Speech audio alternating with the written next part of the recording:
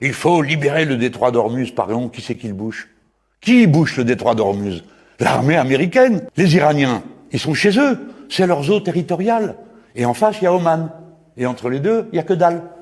Donc les Américains n'ont rien à faire là. Si vous les faites pas partir, si vous leur fournissez les pièces de rechange, si vous leur permettez de survoler vos territoires, si vous les permettez d'augmenter le prix de l'essence par leurs actes inconsidérés, eh bien vous êtes dans leurs mains. Et c'est ce qui se passe. Et personne n'a résisté. Moi, je pourrais dire, si vous le prenez comme ça, si vous n'arrêtez pas immédiatement la guerre, moi, je rouvre les approvisionnements de gaz et de pétrole depuis la Russie. Parce qu'il y en a marre que ce soit nous qui payons l'addition de toutes vos trouvailles. À chaque fois, c'est pour les Européens. Aujourd'hui, nous achetons 47% de notre gaz et pétrole, on l'achète aux Américains. C'est bon à la fin. Hein. Et qu'est-ce qui ferait qu'aujourd'hui Donald Trump vous écouterait plus qu'un Emmanuel Macron aujourd'hui? Que ça lui coûterait horriblement cher de ne pas le faire.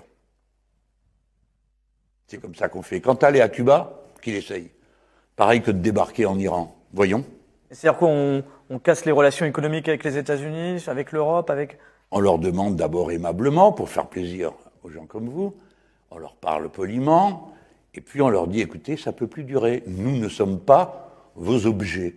Vous venez de déclencher une crise mondiale et vous êtes tellement bête qu'elle va au-delà de ce que vous aviez prévu. Parce qu'au départ, ce qu'avait prévu Trump, il n'est pas allé faire la guerre à l'Iran comme ça. Il est allé faire la guerre à l'Iran parce qu'il pensait que ça irait vite et qu'en bloquant le détroit d'Ormuz, il couperait le pétrole qui va en Chine. Voilà son plan. Mais vous voyez pas que c'est lui qui est dans la mouise?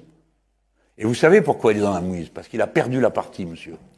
Parce que l'économie des États-Unis d'Amérique, leur position dans le monde repose sur un truc, le dollar.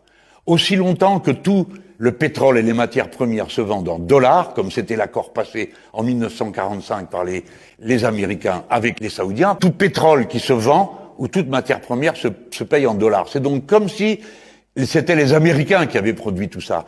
Le jour où il y a la dédollarisation, ils sont cuits et morts. Et avoir mis des droits de douane en pensant, comme un libéral, que ça va faire jaillir des boîtes et des entreprises parce qu'on aura protégé, c'est une idiotie absolue. Et ça ne peut pas fonctionner et ça ne fonctionnera jamais.